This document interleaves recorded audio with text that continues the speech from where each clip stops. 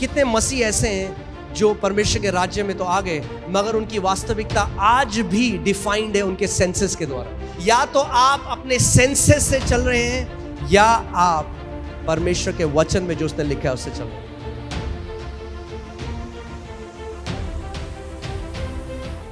चलिए हम एक प्रार्थना करते हैं, फिर हम वचन की तरफ चलेंगे। परमेश्वर पिता, हम आपका धन्यवाद करते हैं। आप महान हैं प्रभु, आप एक अच्छे पिता हैं और आपका वचन कहता है कि हर एक अच्छा दान और वरदान ज्योतियों के पिता से आता है।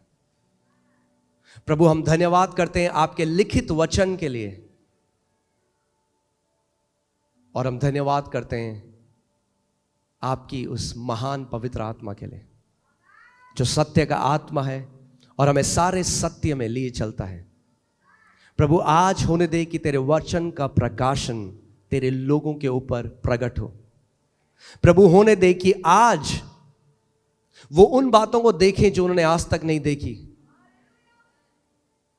और उस प्रकाशन को अपना बना लें। प्रभु, मैं धन्यवाद करता हूं उस अभिषेक के लिए जो इस जगह में है, जो मेरे ऊपर है, जिसके द्वारा प्रभु आज का वचन जब बोला जाता है तो प्रभु वो सटीकता से लोगों के हृदय तक उतरे और 100 गुना फल लेकर आए, प्रभु यीशु के नाम में, आमीन। आप जानते हैं आपकी जो रियलिटी है, आपकी जो वास्तविकता है, वो आज तक आई है आपके 5 सेंसेस से, यानी आपकी 5 ज्ञानेंद्रियों से। जो कुछ भी आपकी रियलिटी है, आपकी वास्तविकता है, जो कुछ भी आप रियलिटी सोचते हैं, जैसा चाहे आप दुनिया को देखते हैं, अपने आप को देखते हैं, जो कुछ भी वो रियलिटी है, वास्तविकता है आपकी, वो आई आपके ज्ञानेंद्रियों से। जो आप देख सकते थे, जो आप सुन सकते थे, जो आप महसूस कर सकते थे, जो आप टेस्ट कर सकते थे, इसकी वजह से हमारी रियलिटी आई है। और क्योंकि हम लोगों ने शरीर में जन्म लिया तो शरीर की ज्ञानेंद्रियों से हमने क्या है, एक शारीरिक वास्तविकता को जाना। मगर दिक्कत यह होती है कि जब हम आत्मा से जन्म लेते हैं, यूहन्ना 3 में प्रभु यीशु मसीह ने कहा जो शरीर से जन्मा है वो क्या है, शारीरिक, और जो आत्मा से जन्मा है वो आत्मिक है। मगर जब हम आत्मा से जन्म ले लेते हैं उसके बाद भी हमारी रियलिटी शारीरिक ही रहती है। हम आत्मा से जन्म तो ले लेते हैं, हम कलीसिया आते हैं, पवित्र आत्मा का वरदान पाते हैं, अन्य भाषा में प्रार्थना करते हैं, मगर फिर भी हमारी जो वास्तविकता है वो प्रमुख तरीके से वही है जो हमारा शरीर, जो हमारी आंखें हमें बताती हैं, जो हमारा शरीर हमें बताता है। और आप जानते हैं परमेश्वर का वचन कहता है कि जो कार्नल है, यानी हिंदी बाइबल में लिखा है शारीरिक है, यानी जो अपनी ज्ञानेंद्रियों के चलाए चलता है वो कभी भी परमेश्वर को प्रसन्न नहीं कर सकता। हम रोमियो की पुस्तक में इसको देखते हैं, रोमियो 8:8 में देखिए क्या लिखा है, और जो शारीरिक दशा में है वह परमेश्वर को प्रसन्न नहीं कर सकता।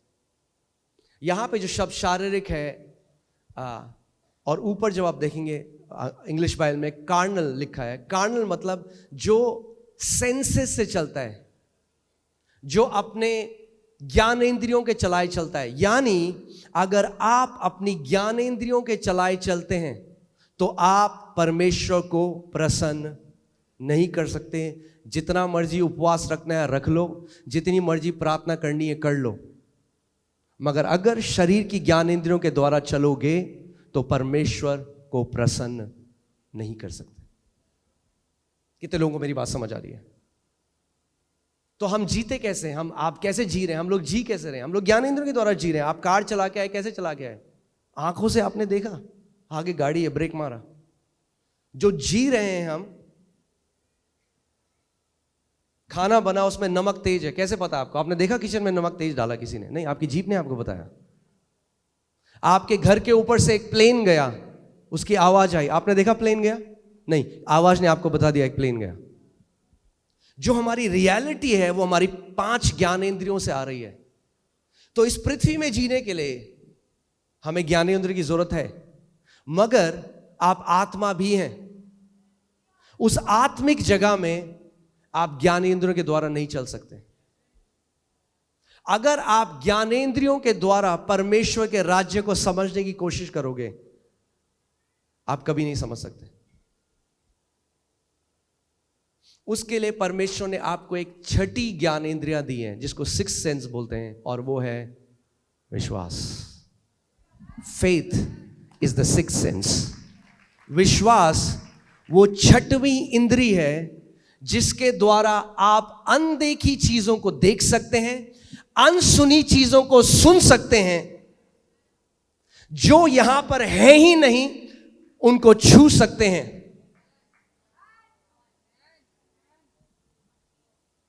बाइबल क्या कहती है?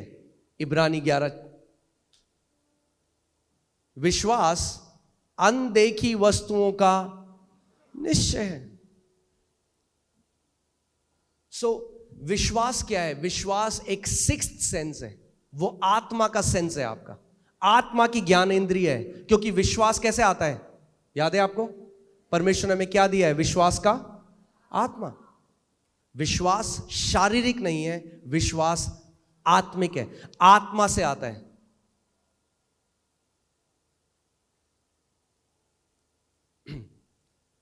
कितने लोग यहां पर विश्वास करते हैं कि प्रभु यीशु मसीह क्रूस पे गया और तीसरे दिन मुर्दों में से जिंदा हो गया? ओके।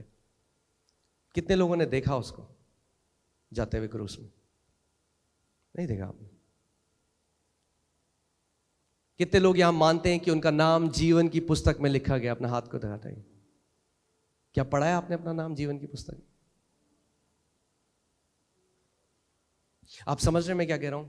हमारा उद्धार भी विश्वास, जो ज्ञान जो आपने नहीं देखा उस पर विश्वास करके हुआ।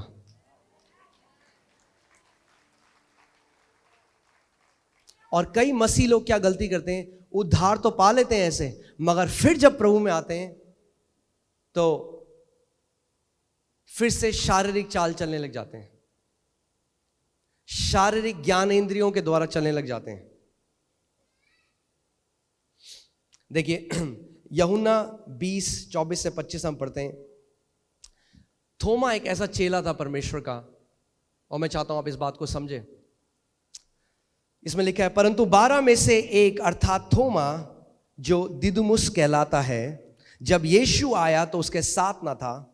जब अन्य चेले उससे कहने लगे, हमने प्रभु को देखा है, तब उसने उनसे कहा, जब तक मैं उसके हाथों में कीलों के छेद को ना देख लूं और कीलों के छेद में अपनी उंगली को ना डाल लूं और उसके पंजर में अपना हाथ ना डाल लूं, तब तक मैं विश्वास नहीं करूंगा। यह है पिक्चर अनबिलीफ की। अब मैं आज आपको डेफिनेशन देता हूं अनबिलीफ की, आप समझे। अनबिलीफ कुछ भी नहीं है। अनबिलीफ वो है जब आप उसे अपने पांचों इंद्रियों से देखना चाहते हैं। पहले तोमा ने कहा, मैं नहीं मानूंगा ऐसे, पहले जब तक मैं देखूंगा नहीं। सुना है आपने लोगों को ऐसे कहते हुए? जब तक देखूंगा नहीं तब तक मानूंगा नहीं, दिखा दो तो मान जाऊंगा। प्रभु कहता है ऐसा विश्वास काम नहीं करता। वो कहता है मान जा तो दिखा दूंगा।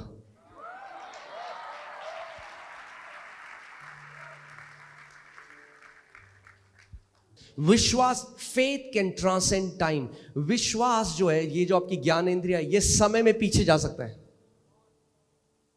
समय में पीछे जाता है आपका विश्वास, और आपके अंदर उस निश्चय को लेके आता है कि प्रभु यीशु मसीह क्रूस पे गया। समय में पीछे जाता है। अनदेखी वस्तुओं का वो प्रमाण है।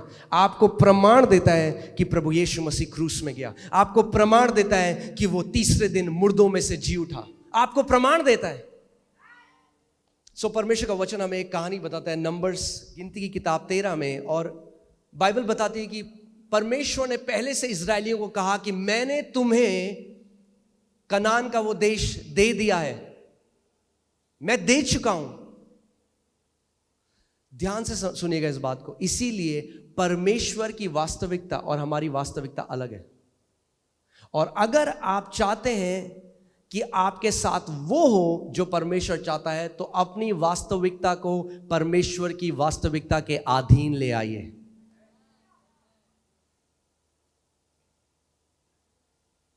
परमेश्वर का वचन कहता है कि उन्होंने बोला कि परमेश्वर ने उनको वो दे दिया, कनान का देश उनको दे दिया। और फिर मूसा ने जो है 12 जासूस वहां पे भेजे, 12 स्पाइस भेजे, 12 जासूस भेजे, जो एक रिपोर्ट लेकर आए, है ना। डॉक्टर की रिपोर्ट मिलती है, बच्चों को स्कूल की रिपोर्ट मिलती है। ये जो 12 जासूस थे, ये उस कनान के देश में गए कि एक रिपोर्ट लेकर आए और इजराइल के लोगों को और मूसा को रिपोर्ट दें। और 40 दिन वहां रह के उन्होंने देखा सब कुछ। और बाइबल बताती है 10 जो उसमें जासूस थे, बाइबल कहती है वो ईविल रिपोर्ट लेकर आए, एक विकेड रिपोर्ट लेके आए।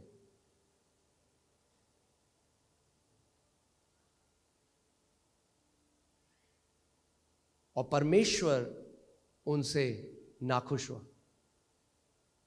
अब जो रिपोर्ट वो लेकर आए उसमें कोई गाली गलौच नहीं था, उसमें कोई गंदी बात नहीं थी।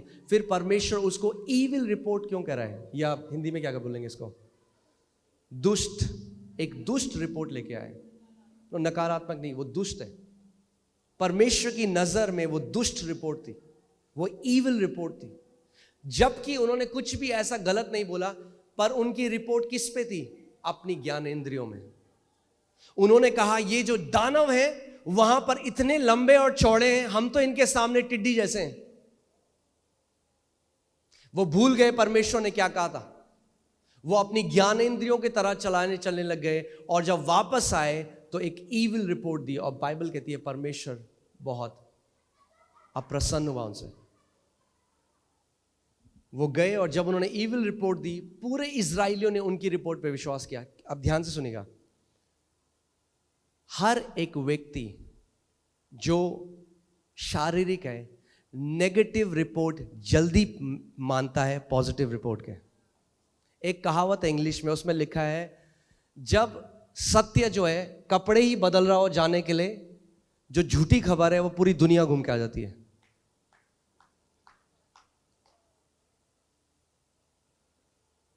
आप किसी को परमेश्वर का सत्य बताएंगे, नहीं मानेगा। आप कोई नेगेटिव न्यूज दो, पूरी फैल जाएगी, हर जगह, सब जगह फैल जाएगी। क्योंकि हम किस पे मानते हैं, अपनी ज्ञानेंद्रियों की रिपोर्ट पे। मगर परमेश्वर कह रहा है, इसीलिए यशायाह की पुस्तक में उसने कहा किसने, who has believed our report. अरे हमारी रिपोर्ट कौन मानता है? क्योंकि जो हमारी रिपोर्ट मानता है, परमेश्वर का वचन कहता है मेरा भुजबल उसके जीवन में प्रकट होता है। यानी अगर आप चाहते हो कि परमेश्वर का भुजबल, उसकी सामर्थ आपके जीवन में प्रकट हो, आपको जो परमेश्वर का वचन कहता है वो मानना पड़ेगा अपनी ज्ञानेंद्रियों से ऊपर। या तो आप अपने सेंसेस से चल रहे हैं, या आप परमेश्वर के वचन में जो उसने लिखा है उससे चल रहे हैं। और वहीं पे 2 और जासूस थे। जब वो आए तो बाइबल बताती है उन्होंने एक अच्छी रिपोर्ट दी। और उनकी रिपोर्ट क्या थी? उन्होंने कहा अरे ये क्या है ये दानव, हम यूं जाकर अभी उस जगह को ले लेंगे, क्योंकि परमेश्वर ने हमें पहले से वो दे दिया है। परमेश्वर दे चुका है,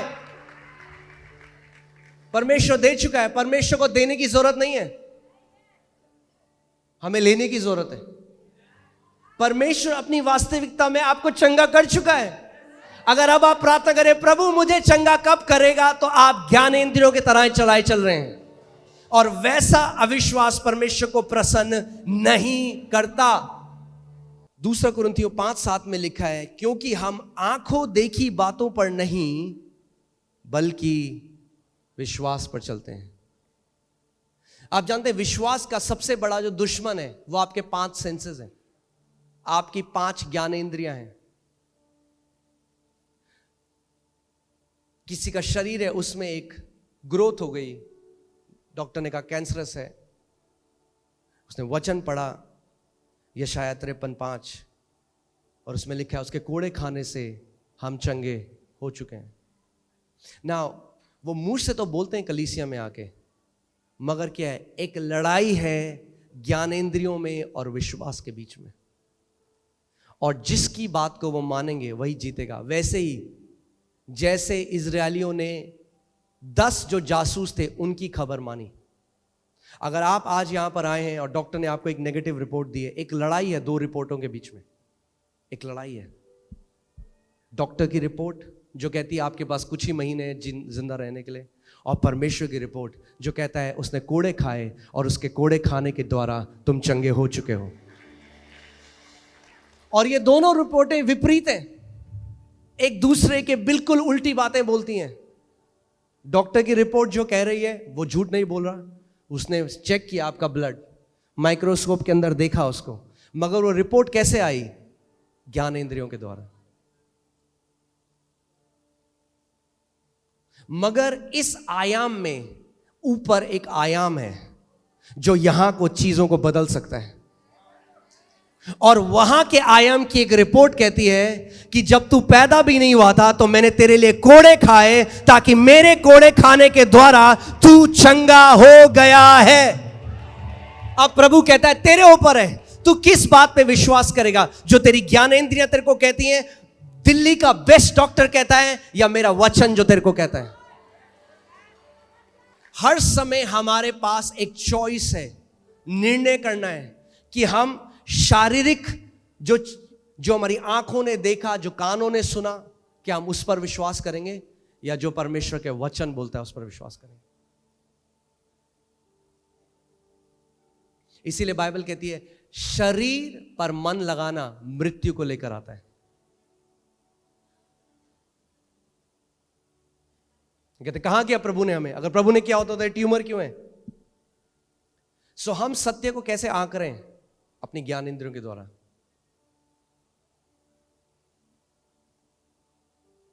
हम कह रहे हैं जब वो ट्यूमर चला जाएगा तब मैं मानूंगा मैं चंगा हो गया। प्रभु कह रहा है तू मान, तू चंगा हो गया, वो ट्यूमर चला जाएगा। परमेश्वर के राज्य मसीह लोगों को विश्वास करना नहीं आता, ये दिक्कत है, इसीलिए गिड़गिड़ाते हैं, भीख मांगते हैं हमेशा। मगर जो वचन में लिखा है उसके साथ एक नहीं होते।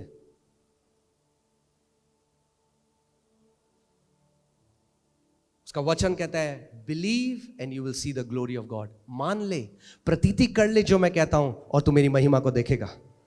आप जानते हैं जो पुराने नियम में कनान का देश था, लैंड था, प्रॉमिस लैंड था, जिसको बोलते हैं वाचा का जो भूमि थी, जो लैंड था, प्रॉमिस लैंड, वो नए नियम में प्रतिज्ञाएं, प्रोमिसेस हैं।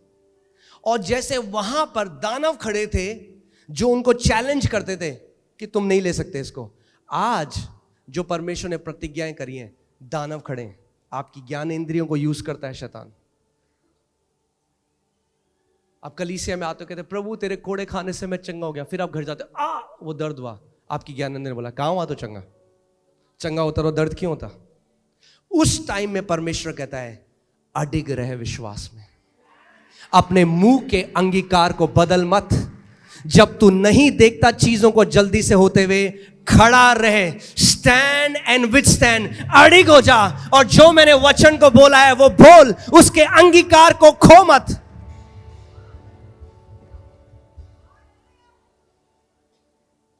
कितने मसीह लोग आप जानते हैं उनको क्या चाहिए? वो जादू चाह रहे हैं, जादू। राज्य में कोई जादू नहीं है, आबराकडाबरा नहीं करता परमेश्वर ऐसे। बाइबल बताती है इब्रानी 6:12 में कि विश्वास और पेशेंस के द्वारा, by faith and patience they inherited the promise. अगर आप परमेश्वर की प्रतिज्ञाओं को पकड़ना चाहते हैं तो विश्वास और पेशेंस, धीरज, विश्वास और धीरज, यानी जब आपने किसी बात को मान लिया कि परमेश्वर का जो वचन कहता है, अब खड़े हो जाओ। जब तक वो प्रकट ना हो अपने मुंह के अंगीकार को बदलो मत। जब मैं विश्वास से उसके साथ एक हो जाता हूं तो हल्की हल्की वो मेरे जीवन में प्रकट होने लग जाती है। और कितने मसीह ऐसे हैं जो परमेश्वर के राज्य में तो आ गए, मगर उनकी वास्तविकता आज भी डिफाइंड है उनके सेंसेस के द्वारा।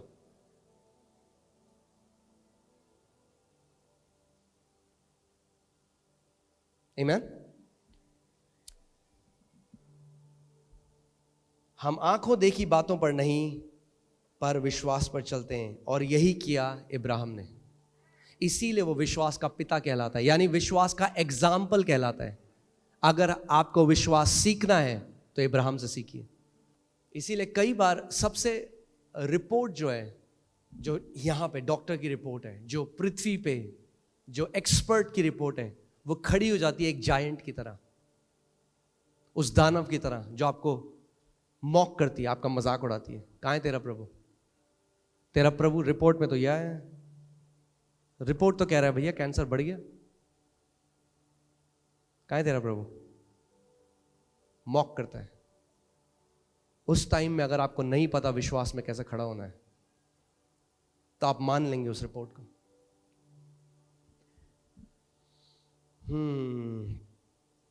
अब्राहम ने क्या किया? अब्राहम ने विश्वास को अपनी ज्ञान इंद्रियों के ऊपर रखा, इसीलिए विश्वास का पिता कहलाता है, इसीलिए हमारा उदाहरण बन गया। और उसके जीवन के द्वारा आप सीख सकते हो कि विश्वास कैसे कार्य करता है।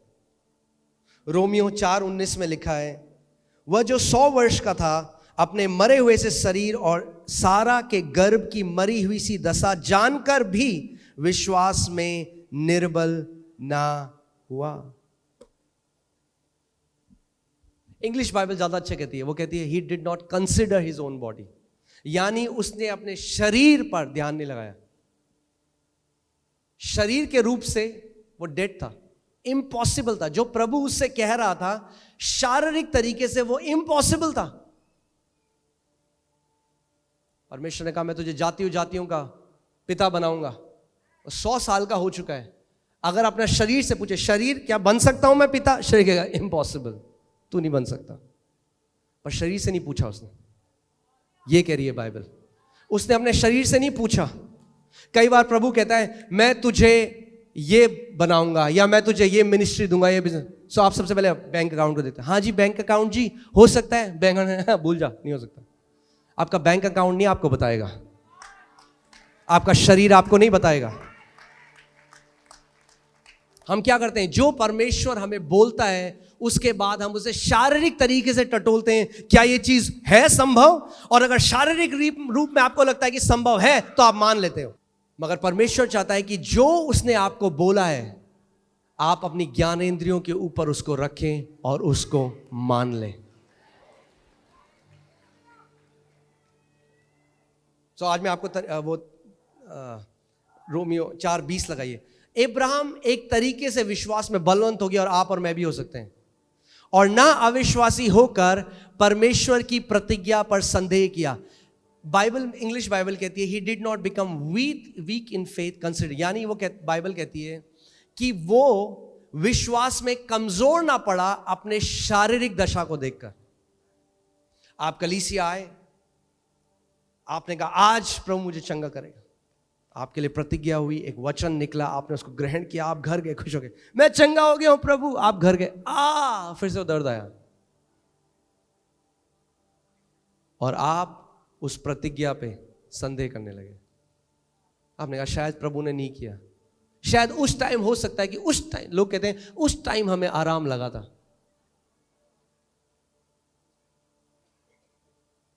इसीलिए कितने मसीह लोग हैं जो अपनी चंगाई खो देते हैं कुछ समय बाद। क्यों? क्योंकि शैतान चुरा ले जाता है। क्यों? क्योंकि ज्ञानेंद्रियों के द्वारा डाउट डालता है उनके अंदर, संदेह डालता है, अरे तुझे चंगा करा ही नहीं प्रभु ने, और वो अपने मुंह से उस बात को बोल देते हैं।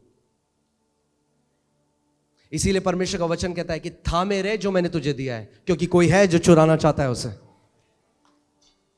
सो बाइबल बता रही है जब प्रभु ने अब्राहम को बोला, आज हमारे पास उदाहरण है अब्राहम, उसके पास कोई उदाहरण नहीं था, कोई बाइबल नहीं थी उसके पास।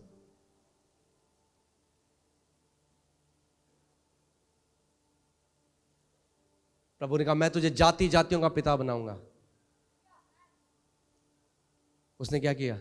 बाइबल बताती है वो विश्वास में कमजोर ना पड़ा और उसने परमेश्वर की प्रतिज्ञा पे संदेह नहीं किया, पर विश्वास में दृढ़ होकर परमेश्वर की महिमा करी।